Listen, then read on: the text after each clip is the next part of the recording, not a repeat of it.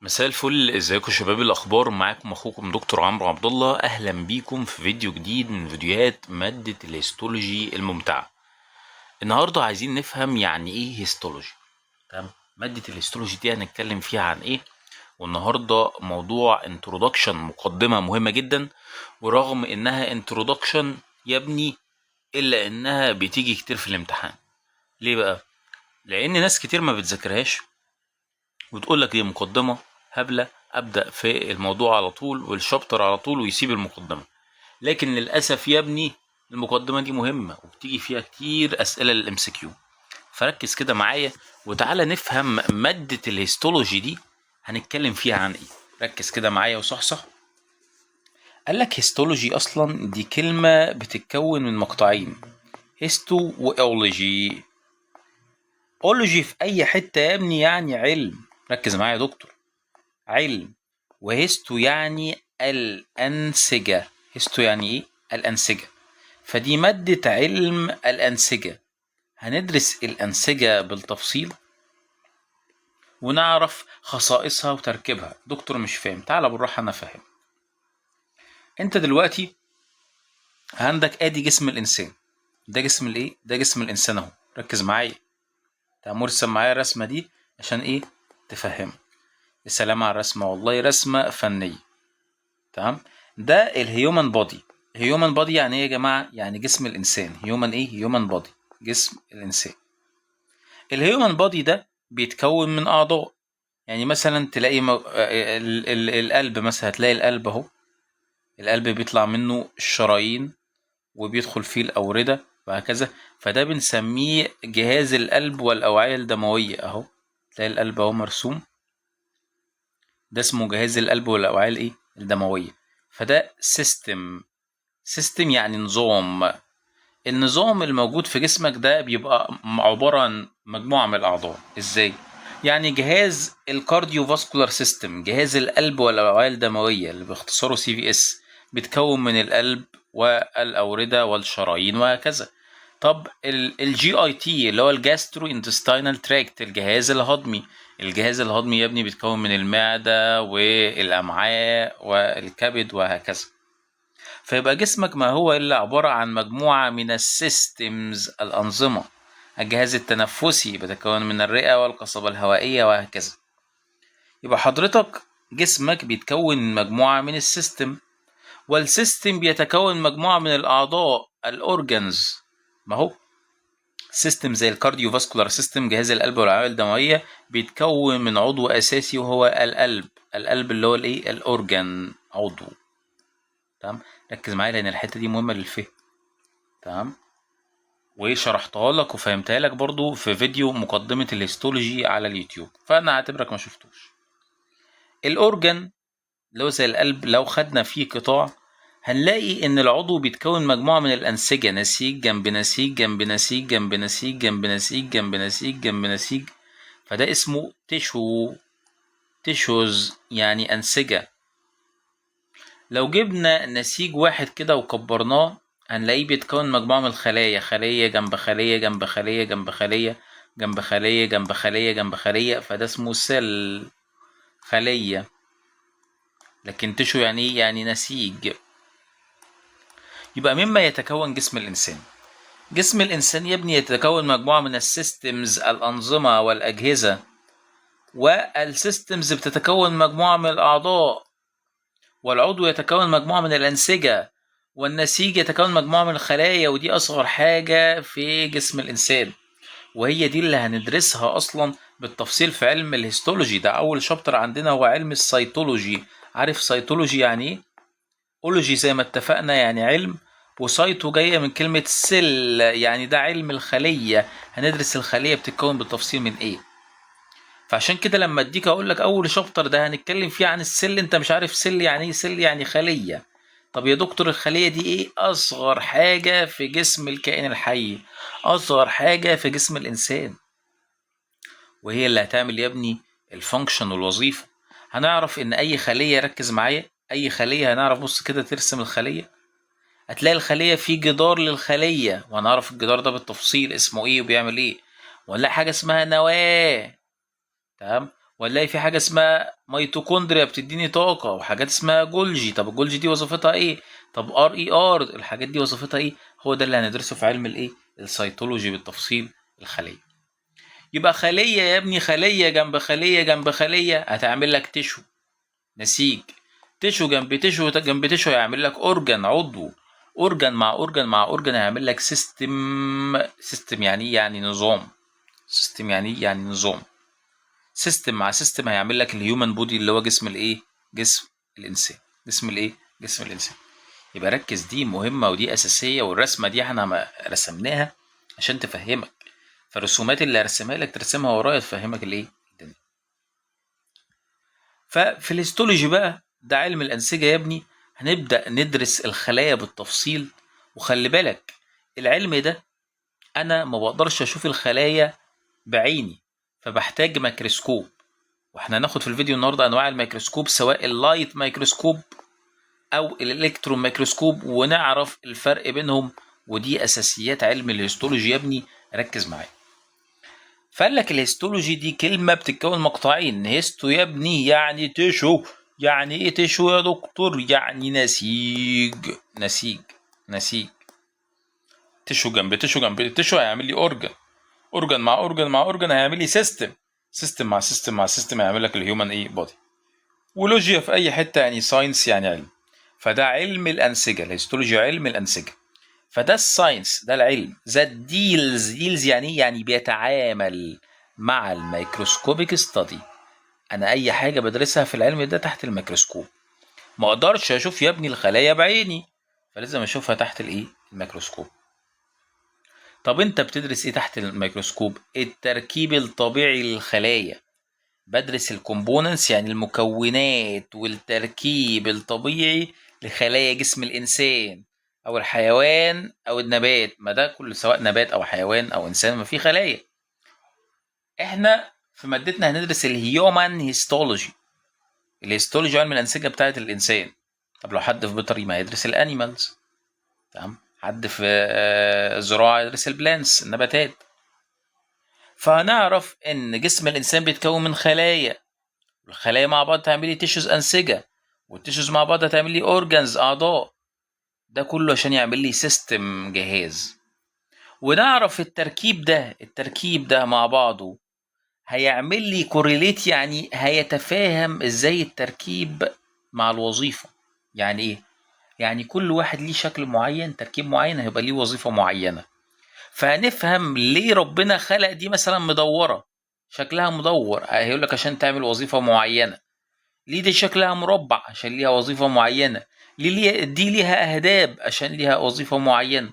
هندرس الحاجات دي كلها بالتفصيل هتفهمها. فالفسيولوجي أصلا ده علم الوظائف، تعرف وظائف الأعضاء. فاحنا هنعرف ايه فايدة الهيستولوجي مع الايه، الفسيولوجي. الهيستولوجي ده بيدرس الاستراكشر، التركيب يا ابني، لكن الفسيولوجي بيدرس الفانكشن، الوظيفة. طب انت ليه يا دكتور بتدرس الحاجات دي الطبيعية؟ عشان لما يحصل باثولوجي، يحصل مرض، تمام، اقدر افهم. انا عارف الشكل الطبيعي كده اهو مربع، لقيت الشكل ببص على الخلايا لقيتها كده اهو. هل ده طبيعي؟ لا، ده بقى irregular، غير منتظم، يبقى فيه ديزيز او فيه ايه، باثولوجي. يبقى الهيستولوجي يا ابني ده علم الانسجه. واول نقطه مهمه معانا الام سي كيو، ركز معايا صح لنقط الام سي كيو. نقط الام سي كيو اللي انا بمليها لك دي مهمه جدا وخطر جدا. ركز معايا، نقط الام سي كيو اللي انا بمليها لك دي مهمه جدا وخطر جدا يا ابني، تمام. هيقول لك الهيستولوجي ده الساينس ذات ديلز وذ ايه، تقول له الميكروسكوبيك ستادي، دي نقطه مهمه للام سي كيو، بدرس تحت الميكروسكوب. طب هيقول لك الابنورمال، الحاجات الغير طبيعيه، يقول له لا، النورمال ستراكشر، النورمال كومبوننت. دي النقطه الثانيه اللي مهمه للام سي كيو. ركز معايا وعلم على النقط المهمه للام سي كيو دي، تمام. يعني انا بص بشرح لك وبركز لك على الام سي كيو عشان تبقى فاهم انت بتذاكر ازاي. في غيرك بيفضل يقرا السلايد، يفضل عمال يعيد ويزيد ويعيد ويزيد ويعيد ويزيد ومش فاهم السؤال بيجي ازاي.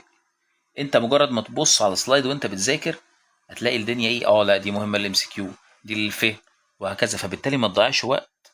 بالتالي انت عارف بتذاكر ازاي، عارف زي لعيب الكوره، في واحد يفضل يلعب طول الماتش، طول ال 90 دقيقه عمال يجري هنا وهناك وهنا وهناك ومش عارف يجيب جون، بيبذل مجهود على الفاضي وبيتعب بعد الماتش. ولا عمل اي نتيجه. لكن المهاجم الفيرود بقى ينزل هو دي حتى لو في الوقت البدل الضايع، نازل عارف يعمل ايه ورايح يجيب الجون ويجيب الجون على طول، وهو اللي بيتشهر. فلازم تبقى ايه؟ شاطر. عشان كده اصلا شعاري دايما بقول لك study smart not hard. ذاكر بذكاء يا ابني، مش ذاكر كتير وخلاص. ما تذاكرش كتير وخلاص بصعوبة، لا ذاكر بذكاء. جسم الإنسان بيتكون من سيلز، خلايا وأنسجة وأعضاء. هنشوف التركيب إيه علاقته بالوظيفة وإيه وإزاي هيعمل أمراض. أهم حاجة هندرسها يا ابني هي السيل، الخلية. والخلية هي أصغر تركيب موجود في جسمك، وأصغر وحدة هتعمل لك وظيفة. ودي نقطة مهمة اللي MCQ يقول لك إيه السمولست ستراكشر، إيه أصغر حاجة في جسمك؟ السيلز، الخلايا، التيشوز، الأنسجة، الأورجنز، الأعضاء. فأصغر حاجة في جسمك يا ابني هي الخلايا، وأصغر حاجة هتعمل لك وظيفة هي الخلايا. فيها ميتوكوندريا ينتج لك ATP، فيها ريبوسومز هتنتج لك بروتينز، وده كله هناخده بالتفصيل. والتيشوز، الأنسجة، تمام، هي تعتبر مجموعة من الخلايا عندها نفس الشكل ونفس الوظيفة. يعني لو جبت خلية مدورة مع خلية مدورة مع خلية مدورة مع خلية مدورة مع خلية مدورة خلية مدورة وكلهم بينتجوا نفس البروتين، فده بنسميه تيشو، نسيج. النسيج ما هو إلا مجموعة من الخلايا شبه بعض وبتعمل نفس الوظيفة. يبقى النسيج cells having مجموعة من الخلايا عندها similar ترجم معايا يعني متشابه. مورفولوجي يعني شكلها زي بعض، الخلايا كلها مدورة زي بعض مثلا وبتعمل نفس الوظيفة. طب احنا عندنا 4 أنسجة ضرورية مهمة موجودة في جسمك، والأنسجة دي بتيجي مهمة للMCQ، وبرضو النقطة بتاعت التيشوز مهمة للMCQ. ان الخلايا يا ابني لازم يبقى عندها سيميلار مورفولوجي. سيميلار دي مهمه للMCQ، نفس الشكل، نفس الايه، نفس الشكل، تمام. سيميلار مورفولوجي وسيميلار فانكشن، تمام. جميل جدا، جميل جدا. طب احنا عندنا 4 أنسجة موجودة في جسمي. ايه الأنسجة اللي موجودة في جسمي؟ الإبيثيليال تيشو، النسيج الطلائي. وليه يا دكتور سميته النسيج الطلائي؟ لان هو مغطي معظم جسمك، كانك عارف بتدهن حيطه، كانه دهن جسمك يا ابني، عشان كده جاي من طلاء، دهان. الابيثيليال تيشو ده شابتر هناخده بالتفصيل لوحده. انا عايزك بس تعرف اسماء التيشوز دلوقتي، الانسجه دلوقتي. النسيج الثاني هو الكونكتيف تيشو، النسيج الضام. النسيج الضام ليه؟ انت عندك مثلا مجموعه من الخلايا بينهم فراغ، فبحط فيها كونكتيف تيشو عشان يضم الخلايا مع بعض، جاي من كلمه كونكت يعني يضم. الكونكتيف تيشو النسيج الضام. الماسكولار تيشو النسيج العضلي.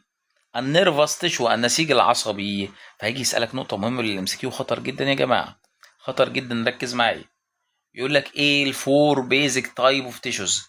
ايه الاربع انواع الاساسيه من الانسجه؟ قول له عندي الابيثيليال تيشو النسيج الطلائي، الكونكتيف تيشو النسيج الضام، الماسكولار تيشو النسيج العضلي، والنيرفس تيشو يا ابني هو النسيج العصبي. فاهم؟ جميل. اتفقنا خليه مع خليه مع خليه تعمل لي تيشو. طب تيشو مع تيشو مع تيشو يعمل لي ايه؟ اورجان يعني عضو. البادي اورجانز الاعضاء يا ابني بتتكون من كومباينيشن، يعني مجموعه من الانسجه. يبقى البادي اورجانز ار كومبوزد يعني تتكون من فاريوس يعني مختلف ومتنوع.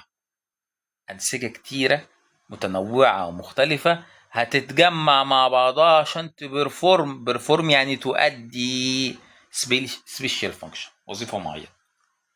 يعني العضو يبني مع مجموعة من الأنسجة اتجمعت مع بعض عشان تعمل وظيفة معينة، زي الكبدة مثلا، زي الكلية، ده كلها أعضاء، زي الرئة، تمام. ما ده اللي احنا شرحناه يا ابني، ما ده الرسمة، دي الرسمة اللي قلت لك عليها، تمام. خلية مع خلية تعمل لك تيشو مع تيشو يعمل لك الايه؟ هيعمل لك الأورجان، وهكذا، تمام. جميل جدا. بص بقى معايا، بص معايا. بعد كده قلت لك أورجان مع أورجان مع أورجان هيعمل لك سيستم، زي الكارديو فاسكولار سيستم جهاز القلب والاوعيه الدمويه، زي ريسبيراتوري سيستم الجهاز التنفسي، فالسيستم ده مجموعة من الأعضاء ايه؟ قال لك performing يعني بتأدي interrelated function، وظيفة معينة مشتركة. القلب بيضخ الدم، فالشرايين بتبعت الدم للأنسجة، وهكذا. تمام. وفي كذا سيستم مع بعض، وفي سيستمز بتشتغل مع بعض عشان تعمل لك الكومبلكس فانكشن، الوظائف المعقده بتاعت جسمك. يبقى تعالى خلي بالك، دي برضو مهمه الام سي كيو، ودي مهمه الام سي كيو. طب تجي لي ازاي؟ قول له ان الاورجنز الاعضاء دي مجموعه من الايه؟ التيشوز. لازم تبقى عارف دي نقطه مهمه الام سي كيو، ان السيستم ده مجموعه من الايه؟ من الاعضاء. تعالى كده نراجع الحته الاساسيه دي عشان تبقى فاهم. هو عايز يعرفك هنا ان الهيستولوجي ده بيدرس الميكروسكوب وبيدرس النورمال، دي نقطه مهمه للام سي كيو. وعايز يعرفك ان الخليه دي اصغر حاجه، وان التشو بيتكون من خلايا، دي نقطه مهمه للام سي كيو. والاربع انواع الاساسيه من التشوز، دي نقطه مهمه للام سي كيو يسالك فيها. وان الاورجانز بتتكون من تشوز، انسجه. وان السيستمز بتتكون من اورجانز، دي كلها نقط مهمه للام سي كيو. تيجي بقى نقطه مهمه للام سي كيو برضو خطيره، ممكن تجي لك، علم عليها خطر للام سي كيو. تمام. طبعا الام سي كيو ده المالتيبل تشويس كويستشنز، يعني اسئله الاختيار المتعدد، تجي لك اختيارات. قال لك اليونتس اوف ميجرز، وحدات القياس، مهمه جدا ركز معايا. عندنا السنتي بيساوي 10 مللي، يعني لو في سنتي كده، ادي ده واحد، ده زيرو كده، ده كده 1 سنتي، كده 2 سنتي، كده 3 سنتي. السنتي الواحد ده يا ابني 10 مللي، يعني 1 مللي، 2 مللي، 3 مللي، 4 مللي، 5 مللي، 6 مللي، 7 لحد ايه؟ 10 مللي. يبقى السنتي 10 ملي متر، مهمة جدا. طب الملي الواحد اللي هو ده 1000 مايكرون. شوف المايكرو بتتكتب ازاي اهي، مايكرو ملي. طب المايكرو 1000 نانو متر، 1000 نانو متر، مهمة جدا. وحدات القياس بيلعبوا فيها في الهيستولوجي كتير، ركز معايا. وحدات القياس يا ابني مهمة، بيلعبوا فيها في الهيستولوجي كتير. وحدات القياس مهمة، بيلعبوا فيها في الهيستولوجي ايه كتير. ليه بيقول لك سؤال، ليه الخلايا لازم ندرسها تحت الميكروسكوب؟ يا ابني الخلايا صغيرة جدا. الخلايا يا ابني ده من 6 ل 150 مايكرو. الخلايا حجمها من 6 ل 150 مايكرو، ما تقدرش تشوفها بعينك. تمام. ودي نقطة مهمة للام سي كيو. حجم الخلايا كام؟ ووحدة القياس مهمة، مايكرو. ركز على وحدة القياس. فعشان اشوف الخلايا لازم ميكروسكوب. ليه ميكروسكوب؟ لان الميكروسكوب بيعمل ماجنيفيكيشن، يعني تكبير للصورة. طب ما انت يا دكتور ممكن تكبر الصورة ما تبقاش واضحة. كمان الميكروسكوب بيعمل ريزوليوشن للصورة، يعني يحسن جودتها عشان تبقى واضحة. مش يقول لك الموبايل ده الريزوليوشن بتاعت الكاميرا والصور روعة. تمام. فالريزوليوشن مهم جدا. يبقى الميكروسكوب مش بس بيعمل ماجنيفيكيشن، تمام، لا ده كمان بيعمل ريزوليوشن، يعني بيكبر ويوضح الصورة. طب انا يا دكتور دلوقتي جبت حتة من الخلايا وعايز اشوفها تحت الميكروسكوب، احطها تحت الميكروسكوب واشوفها كده على طول؟ قالك لا، لازم تجيب ستين صبغة. يعني انت عندك الشريحة بتاعتك اهي، وعندك الخلية بتاعتك اهي، عشان تشوفها تحت الميكروسكوب لازم تحط عليها صبغة عشان تلونها وتبقى ظاهرة تحت الميكروسكوب. تمام. الروتين هيستولوجيكال ستين، الصبغة المعتادة متعودين عليها لللايت ميكروسكوب، اللي هو الميكروسكوب الاشهر الموجود عندك في معمل الهيستولوجي. انت لو رحت الكليه وشفت معمل الهيستولوجي هتلاقي ميكروسكوب كده موجود عندك صغير، ده اسمه اللايت ميكروسكوب. ليه سميته لايت ميكروسكوب؟ لايت يعني بيحتاج الضوء، لانه بيحتاج ضوء عشان يشتغل. تمام. فالصبغه الاساسيه يا ابني والمعتاده عشان مهمه الام سي كيو هي الاتش اند اي. صبغه الاتش اند اي هي الصبغه الاساسيه اللي بستخدمها لللايت ميكروسكوب. الاتش اند اي. قال لك بص، الاتش اند اي ده اختصار هيماتوكسلين اند يوسين ستين. هيماتوكسلين اند يوسين ستين. هيماتوكسلين اند يوسين. ركز بقى معايا عشان تعرف الاختلاف بينهم وتعرف نقط الام سي كيو اللي بتجيلك.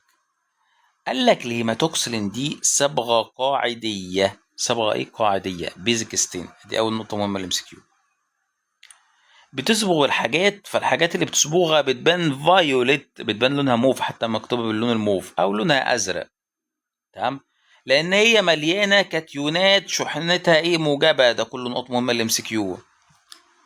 يبقى الهيماتوكسلين دي صبغه قاعديه. الهيماتوكسلين دي صبغه قاعديه بتصبغ الحاجه بتبقى لونها ايه؟ موف يا ابني او ازرق، لانها فيها كاتيون شحنتها ايه؟ موجبه.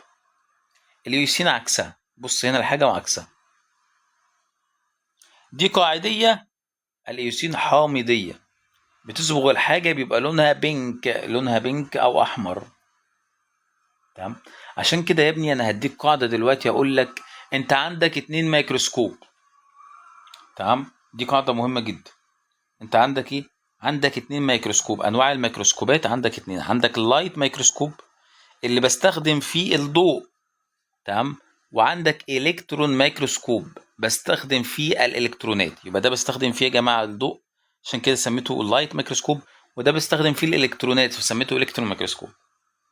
الصور هنا يا ابني بتبان حمراء وزرقاء، حمراء وايه وزرقاء، بسبب الصبغه بتاعتهم الاتش اند دي. فالحاجه اما هتبان حمراء او زرقاء. لكن هنا بيبان ابيض واسود بس يا جماعه. الصور هنا بتبقى ابيض واسود. تمام. جميل. جميل جدا. يبقى لازم تبقى عارف ان اللايت ميكروسكوب الصور هتبان حمراء او زرقاء، او فيها حتت حمراء وحتت زرقاء. لكن الالكترون ميكروسكوب ابيض واسود. اللايت ميكروسكوب يا ابني ده صغير وبتلاقيه في المعمل، لكن ده بيكون كبير، كبير جدا. تمام. كبير ايه؟ كبير جدا. مين الافضل؟ الافضل الكترون ميكروسكوب دقيق جدا، بيكبر، قوة التكبير بتاعته عالية جدا جدا جدا. الله اكبر.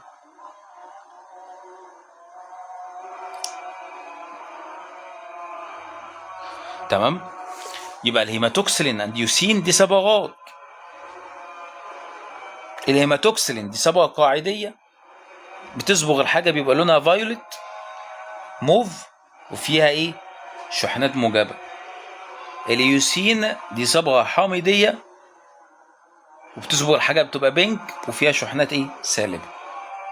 طب انا صبغة قاعدية، القاعدي يا ابني هيصبغ الحاجات الحمضية، العكس. تمام.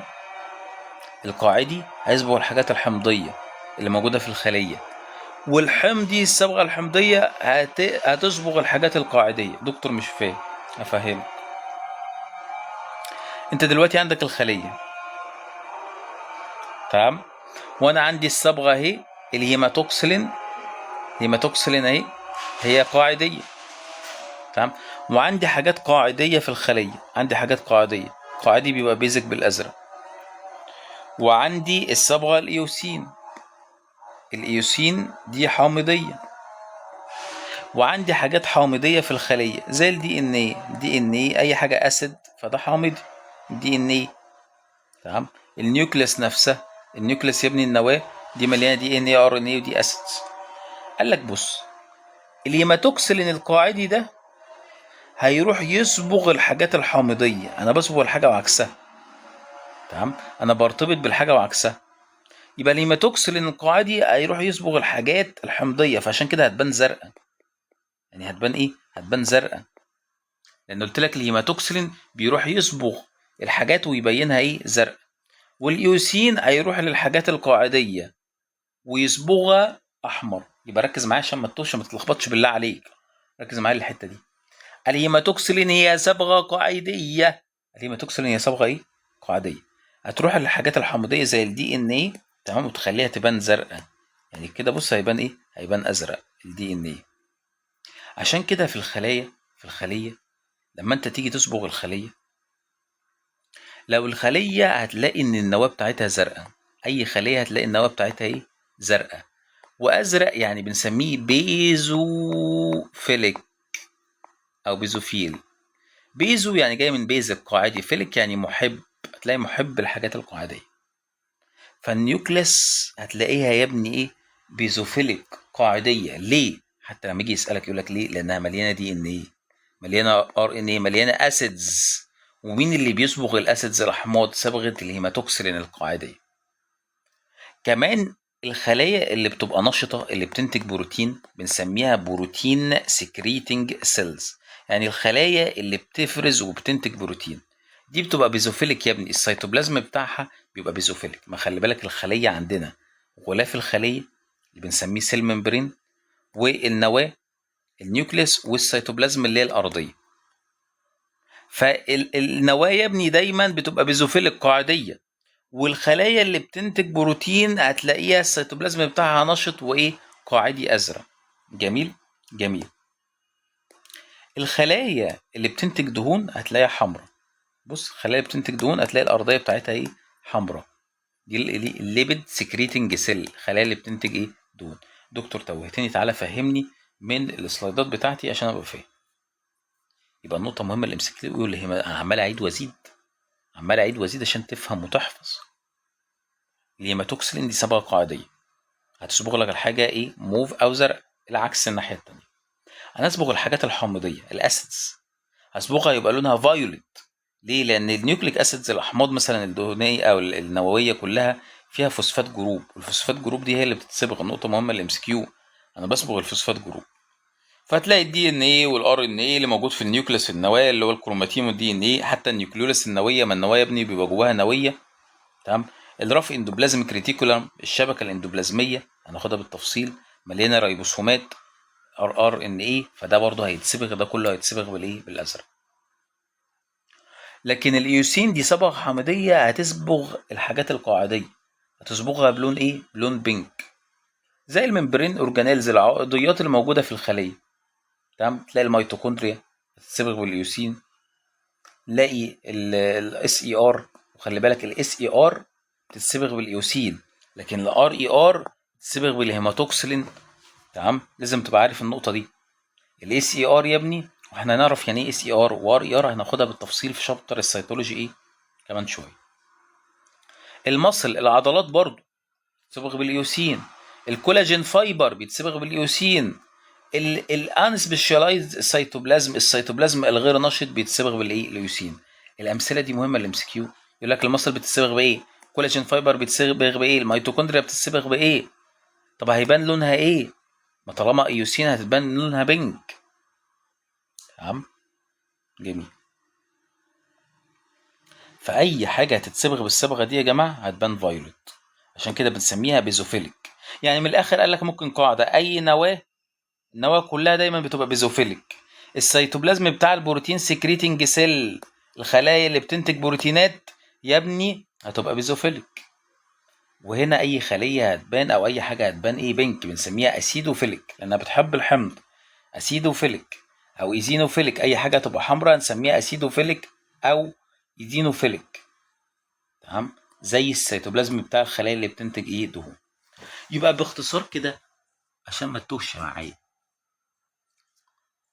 الحاجات اللي هتبان زرقاء يا ابني هنسميها بيزوفيليك، والحاجات اللي هتبان حمراء هنسميها اسيدوفيليك.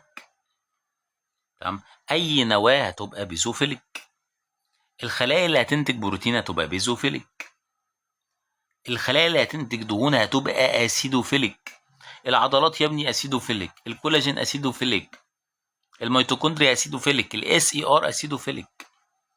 لكن النيوكليس نيوكليولاس ار اي ار ده كله بيزوفيليك. بركز معايا، الجدول ده مليان ومتغرق نقط ام سي كيو. متخيل حد يلغي الحاجات دي وما يذاكرهاش، يقول لك المقدمه مش مهمه؟ تمام. لا، المقدمه مهمه جدا، وبوضح لك كل نقطه فيها مهمه للام سي كيو، وبنفسرها ونترجمها ونحفظها سوا بحيث تقفل. انا عايزك تجيب الفول مارك يا ابني، ما انت لما تجيب فول مارك وتتخرج بشهاده جايب الدرجات النهائيه ده هيريحك. تمام، حاجه تشرف. فقال لك نديك 3 قواعد اساسيه. النيوكليس يا ابني، النواه في اي حته دايما هتبقى بيزوفيليك. ليه بيزوفيليك؟ لان فيها دي ان ايه وار ان ايه، ودي احماض، فتتصبغ بالصبغه القاعديه اللي هي الاتش اللي هي هيماتوكسلين، فهتبان زرقاء او فايولت. تمام. الخلايا اللي بتنتج بروتين هتبقى بيزوفيليك عشان مليانه ار اي ار ورايبوسومز، لكن الخلايا اللي بتنتج دهون هتبقى اسيدوفيليك لانها فيها اس اي ار وميتوكوندريا، والميتوكوندريا والاس اي ار بتبقى ايه، اسيدوفيليك، حمراء. اسيدوفيليك يا ابني يعني ايه، حمراء. بيزوفيليك يعني ايه، زرقاء. ترجم معايا واحفظ الكلام. طب يا دكتور حضرتك دلوقتي شرحت لنا الصبغات وصبغنا الخليه بفضل الله، عايزين نشوفها بقى تحت الميكروسكوب. قال لك في several types، يعني انواع كتيره من الميكروسكوبات بستخدمها لدراسه العينات او الانسجه. عندنا اللايت ميكروسكوب، تمام، وده بستخدم فيه الضوء فعشان كده سميته لايت. وعندنا الالكترون ميكروسكوب وده بستخدم فيه الالكترونات فعشان كده سميته الايه، الالكترون. تعال نشوف اللايت ميكروسكوب. تعال اوريك صورته الاول. اللايت ميكروسكوب ده اهو اللي موجود عندك في المعمل، بيتكون من حاجه اسمها البيز اللي هي القاعده. دي القاعده الاساسيه اللي مثبته الايه، الميكروسكوب. ودي البكر ده يا جماعه، البكر ده هو اللي بيظبط بيه الجوده بتاعت الايه، الميكروسكوب. بيبقى في بكره كده صغيره بنسميها فاين فوكس، وفي بكره كبيره بنسميها كورس فوكس. تمام. انا بشرح لك الميكروسكوب بس يعني التركيب مش عليك او ممكن نحتاجه في العمل. ده الدراع بتاع الميكروسكوب بنسميه الارم. تمام. ودي العدسات التكبير، في تكبير 10 في 40 في هكذا، فدي بنسميها ايه، الاوبجكتيف. ودي العدسه بتاعت العين اللي بتحط فيها عينك بنسميها اوكيولار لينس. اوكيولار ايه، لينس. ودي بتلف يا جماعه بنسميها ريفولفنج نوز بيس، بتلف عشان اغير العدسات. وده الستيج اللي بحط عليه الشريحه، ستيج. وده كليبس بثبت بيه الشريحه، ستيج كليب بثبت بيه ايه، الشريحه. وده مصدر الضوء، بتبقى لمبه حاططها، لايت سورس، مصدر الايه، الضوء. ودي انبوبه ماشي فيها الايه، العدسه. فتعالى كده نشوف الميكروسكوب بيتكون من ايه. قال لك اللايت ميكروسكوب مصدر الاليومينيشن، السورس بتاع الضوء هو الدي لايت، ضوء النهار، معمل الاستورج وانت فاتح الشباك، او الكتريك لايت تحط لمبه، ضوء كهربي. ودي نقطه مهمه للام سي كيو. يبقى مصدر الإضاءة في اللايت ميكروسكوب إما ضوء النهار يا ابني، أو إلكتريك لايت اللي هي لمبة كهربائية. مهمة جدا، خطر خطر خطر خطر يا جماعة، خطر خطر يا ابني، ركز معايا بالله عليك. طب الفريم، الهيكل العام بتاع الميكروسكوب بيتكون ايه؟ كان بيتكون من بيز يا ابني، البيز اللي هي اللي كانت تحت، تمام، هي الميكروسكوب بيقف عليها، ستاند بيقف عليها. وكان في ارم اللي هو الدراع اللي كان فيه الفاين كورس والفاين والكورس ادجستمنت نوبس، اللي هي الكبسولين اللي كان فيه واحد صغير قلت لك بيعدل واحد كبير، فاين والكورس. وفي الستيج، تمام، الستيج اللي بحط عليها الشريحه. ده السنترال هول تو باص اللايت، تمام، بيكون فيها بيقول لك فتحه يعني عشان هنا كان عندي اللمبه الاضاءه فتعدي الاضاءه للايه، للشريحه. بص اهي، انا عندي اهو الاضاءه، وعندي دي الستيج لازم يكون فيه دايره مفتوحه عشان الضوء يعدي للشريحه لما تحط الشريحه ايه، هنا. وده الارم اهو، وده البيز. الارم اهو فيه اللي هو الفاين والكورس ايه، والكورس ادجستمنت. جميل جميل. عندنا التيوب دي بيبقى فيها الاوكيلر والاوبجكتيف لينس اهي. بص التيوب دي يا جماعه، التيوب فيها الاوكيلر والاوبجكتيف لينس. الانبوبه دي فيها الاوكيلر اللي هي بتحط فيها عينك، والاوبجكتيف ايه، والاوبجكتيف لينس. فعشان كده شرحت لك الرسمه في الاول، ومجرد بيوصف الايه، بيوصف الرسم. تمام، جميل. الاليمينيشن سيستم قلت لك مصدر الاضاءه هو الضوء، اما ضوء النهار او لمبه كهربائيه. طب الاوبتيكال سيستم، العدسات، قال لك عندنا جلاس لينسز، عدسات زجاجيه. ودي نقطه مهمه للام سي كيو. الميكروسكوب يا ابني، العدسات اللي فيه عدسات زجاجيه. الميكروسكوب العدسات اللي فيه عدسات ايه، زجاجيه، عدسات زجاجيه. في عدسه واثنين وثلاثه، تمام. في كوندنسر لينس، عدسات كوندنسر مكثفه، ودي عشان تكثف الضوء. قال لك بص، located between اللايت سورس، مصدر الاضاءه، يعني located يعني مكانها بين مصدر الاضاءه والسبيسيمنت العينه، تمام. بتجمع الضوء يا ابني وتركزه على العينه، تمام. دي بنسميها كوندنسر. بتلاقيها هنا يا جماعه، بص كوندنسر، هي فوق الايه، مصدر الضوء. بص انا عايز امسح لك عشان اوريك. بص عشان تفهم. دي مصدر الاضاءه، اللمبه اللي انا عاملها لك ايه. وفي عدسه بنسميها كوندنسر. طب ليه موجوده؟ عشان تكثف الضوء يا ابني ويطلع لك على الشريحه، تكثف لك الضوء ويطلع لك على الشريحه، بنسميها ايه، كوندنسر. يبقى الكوندنسر لينس دي لوكيتد مكانها بين اللايت سورس مصدر الاضاءه والشريحه نفسها السلايد. تمام. وظيفتها ان هي تكثف الضوء عشان يبقى متركز على الشريحه. فده الكوندنسر لينس، من اسمها كوندنسر يعني مكثف، بتكثف الضوء على الشريحه. وفي الاوبجكتيف لينس اللي هي العدسات اللي بتعمل ماجنيفيكيشن بتكبر. تمام. فيها تركيزات مختلفه، في التكبير القليل بيبقى مقاسه 4، في المتوسط 10، في ال40، في اكتر حاجه الايه اللي هي ال100. دي عدسه بحتاج احطها في سيدر اويل زيت كده، بعد كده ايه بتكبر الدنيا، بحط عليها نقط من السيدر اويل بتكبر 100 ضعف حجم الايه الشريحه. تمام. بعد كده الاوكيولار لينس اللي هي العدسات اللي انت بتحط فيها عينك. تمام. ودي بتشوف فيها الصوره لاول مره. تمام. وبتقدر تكبر لحد ايه 10، تقدر تكبر لحد 10. بص كده، انت الصوره لو شفتها كده كبيره وواضحه، بص الصوره بدات توضح، الصوره بدات توضح وعرفت ان في نقطتين منفصلين. الصوره في الاول كانت كده نقطه واحده، لما وضحتها اكتر بقت نقطتين. ده بنسميه ايه الريزوليوشن، الجوده. الريزوليوشن انك تقدر تفرق بين نقطتين وتبقى شايفهم نقطتين. لكن كده يعني دي الصوره دي جودتها وحشه جدا، لكن الصوره دي جودتها حلوه جدا لان قادر اشوف النقطتين منفصلين. فده الريزوليوشن، ده اللي هي الايه الجوده. طب تعالى بس تاني نشرح اللايت مايكروسكوب لان هو توهك، معلش انا عارفه هو تقيل ورخم. يعني الميكروسكوب من الحتت الغتة، الحتت الرخمة، الحتت الرزلة، فركز معايا. اللايت ميكروسكوب يا ابني انا بستخدم الضوء. اللايت ميكروسكوب بتستخدم ايه يا دكتور؟ بستخدم الضوء، سواء ضوء النهار او سواء الكتريكال لايت اللي هي لمبة كهربائية. طب بيتكون من ايه؟ بيتكون يا ابني من فريم، هيكل اساسي، البيز. البيز دي الميكروسكوب يبقى ستاند عليها، نقطة مهمة الام سي كيو. طب الارم ده اقول له فيها الفاين والكورس نوبز اللي هي الزراير بتاعت الفاين والكورس. طب الستيج ده عنده سنترال هور، فتحة في النص عشان تعدي الايه الضوء. طب التيوب الانبوبة دي بيبقى فيها الاوكيولار لينس والاوبجكتيف لينس. الايه الاوكيولار لينس والاوبجكتيف لينس. عشان كده انا عايزك تحفظ الرسمة دي.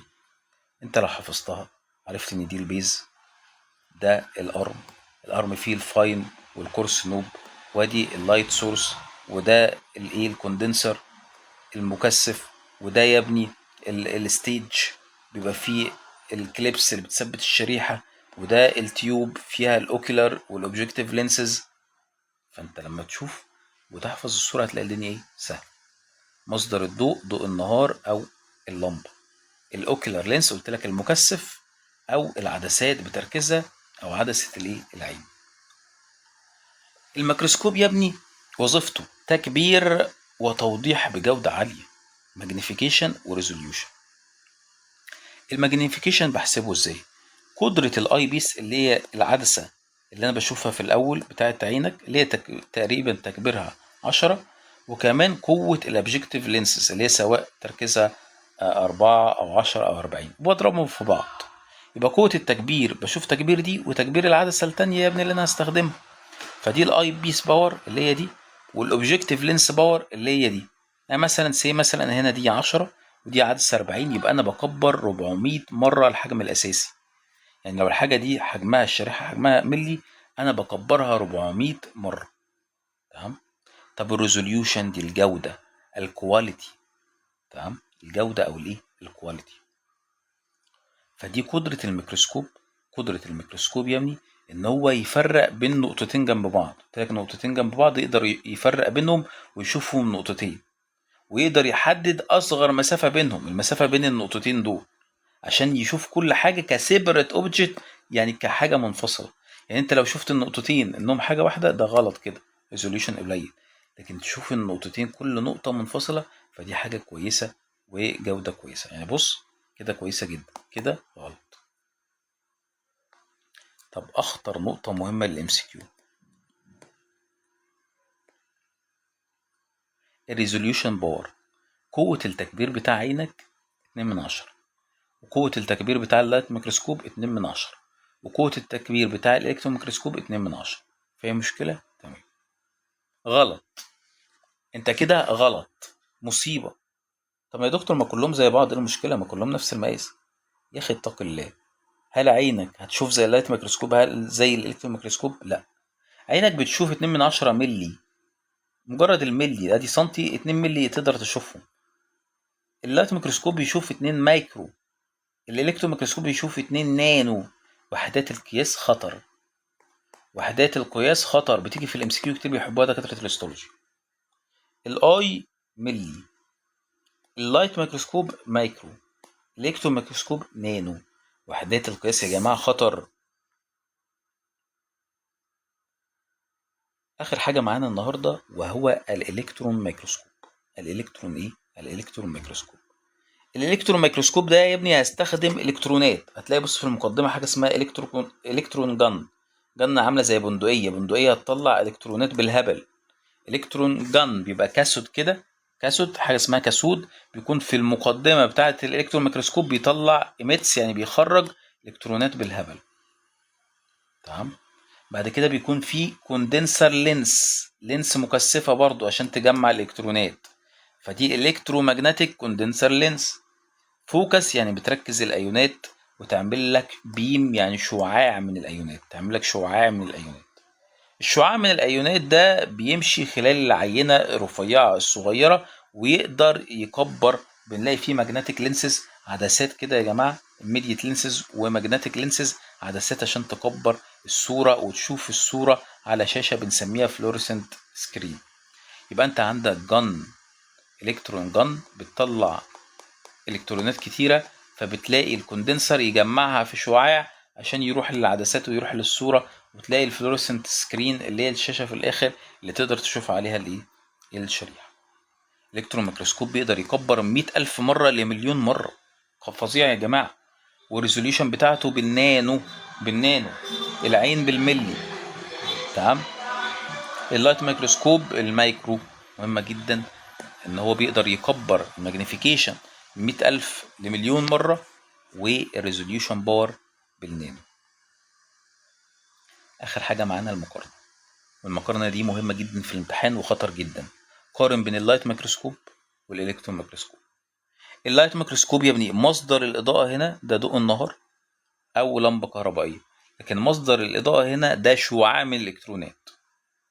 طب العدسات، هنا عدسات زجاجية، عدسات زجاجية اللي هي قدرتها 4 و10 و40، لكن ده الكترومagnetic لينس، عدسات الكترومagnetic.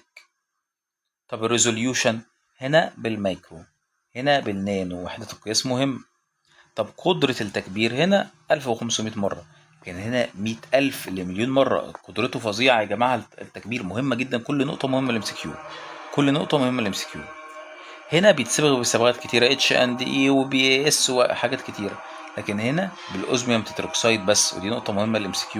الصبغة أوزميوم تتروكسيد، بتبان الصور أبيض إيه وأسود. هنا ممكن أشوف خلايا كتير وتشوز، لكن هنا بآخر أشوف خلية واحدة. السكينة اللي بستخدمها عشان أقطع الشرايح بنسميها ستيل نايف، لكن دي دايموند ماسية. والجهاز اللي بيقطع اسمه مايكروتوم، ده روتاتوري بيقدر يلف، لكن ده الترا دقيق. السيكنس يعني سمك الشريحة هنا بيبقى 5 ل9 مايكرو، لكن ده من 50 ل90 مايكرو، زود صفر بس. 5 ل9 مايكرو، لكن ده 50 ل90 وبالنانو. اي حاجة هنا يا ابني بالنانو، اي حاجة هنا يا ابني بالمايكرو، ركز الحتة دي. اي حاجة هنا اكتب كده، هنا بالمايكرو، هنا بالنانو، ركز عشان ما تنساش. بس كده يا جماعة، دي مقدمة مهمة جدا، خطر جدا. هنبدأ في الفيديوهات الجاية شباتر الهيستولوجي، بس لازم المقدمة دي يا جماعة عشان فيها أسئلة كتيرة فيها الMCQ.